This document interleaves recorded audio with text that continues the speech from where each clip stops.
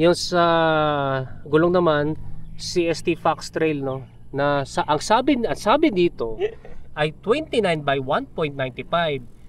Pwede bang itabi natin yung yung gulong ko to sa gulong mo? Yung kasing gulong ko, 700 by 47C. Ano yan, sa 29er, 1.85. So dapat mas malaki ng konti ito. Tabi po natin. Tabi po natin. Hindi, yung bike ko unin mo. Yung bike ko ang dalhin mo. Kasi unang pansin ko, mukhang mas payat pa to eh. Ito kaya ba po? Tabi natin, no. Hindi, pag dito na lang. Dito po. Pagharapin mo.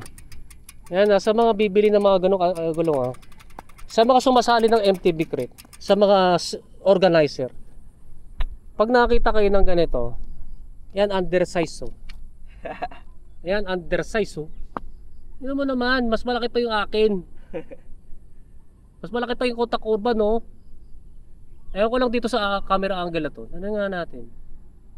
Mas malaki nga ako yung map. Mas malaki eh. Yan, oh. Parang ano lang to eh, parang 45C. Pero sabi mo kanina, ang PSI nito is only 35. 35 lang po. Medyo lalaki pa naman siguro yan kapag pag naka-maximum recommended tire pressure, kasi may expand ng gulong eh. Kapag lagi nasa maximum kasi recommended tire pressure. Kasi yung po 40 to 60 PSI po yung recommended niya eh. Oo. 35 lang po yung karga. Pero kahit na kahit na naka-maximum, aabot lang dito yan eh. Kaya feeling ko eh. Under 70 undersized.